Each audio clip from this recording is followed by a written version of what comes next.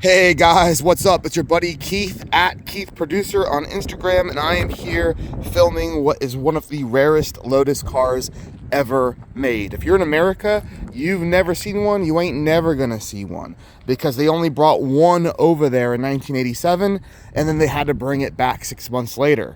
This is like the rarest of the rare. I spotted this about a month ago, and I didn't have my phone on me, so I couldn't take a video of it. And I was walking down the road here in Southend-on-Sea, England, and I saw it parked here again. And I said, you know what? I have to video this for everybody on the channel. We have over 10 million views on the channel, and to find a Lotus this rare is insane. So, I've got a lot to tell you about this thing. If you're new to the channel, make sure you hit like, hit subscribe, because you're going to learn a lot about very cool cars I find from all around the world. I've owned a lot of the cars on the channel. Some cars I find in museums or on the streets when I travel abroad. And this one here is in my new hometown, Southend-on-Sea, England. It is the 1986 Lotus Excel SA. So this model was made from 1982 to 1992. They just made about 2,000 of them, I think 2,045 in total. None went to America due to 80's emissions regulations. 175 are still on the road in the UK, and this is one of them. Most are manuals. The SA model that you see here is an automatic. This is a 2+2 that Lotus developed alongside the Supra when Toyota had a lot of involvement with Lotus in the 80's. General Motors ended up buying out Toyota's interest in the company.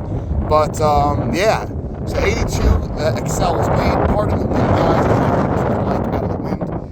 The SA model came out in 86. The year before, in 85, you had a new wing, you had a new front bumper, a few new cool features, and one of this car's claims to fame, aside from it just being a super rare, very low production, hand-built, exotic car, prestige car in the UK, it's a 2+2.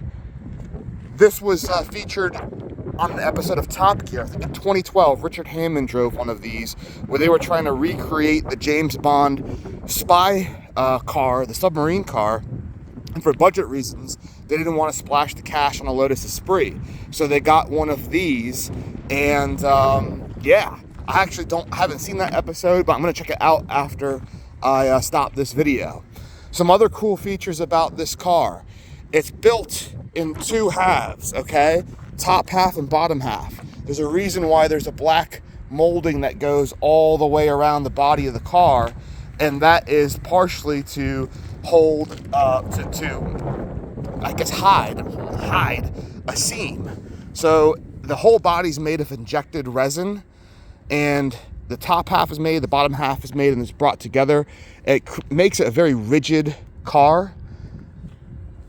It's got beautiful, really cool 80's Lotus alloy rims. Gorgeous paint job on this, a very nice kind of like a pearl metallic blue. Inside you've got gray leather. I don't usually like going up to people's cars and sticking my phone in the window, but you'll never see one of these guys. I mean, there's probably literally a handful of these automatic versions on the road in existence, still driving. Overwhelming majority were manuals. They only made the automatic halfway through the production cycle for this car, and to have one in this condition on the road in 2022 is rather incredible. I want to see if I can see what the mileage is. So the mileage says it's only a 5-digit odometer, it looks like. So it looks like it says 6139. And if I have a look at the leather inside, I don't know. Yeah, it's so tough. The steering wheel looks like it's got no wear on it. Does it have 106,000 miles? Probably. But it's tough to tell, guys. All right, so some of the cool features that I note on this, I really like the fuel cap, petrol cap, gas cap. The spoiler looks totally rad.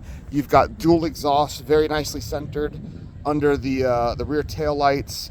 You have to love the 80's font with the Lotus, with the overlapping letters, Excel SA.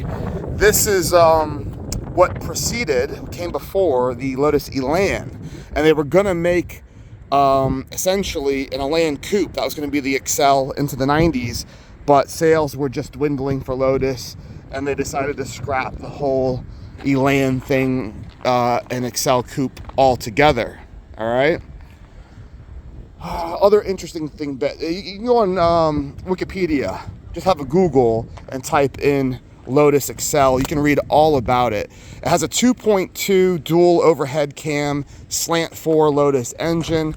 Again, a lot of the parts on the car were developed in conjunction with Toyota, with them creating their Supra, which is arguably their most famous and desirable car.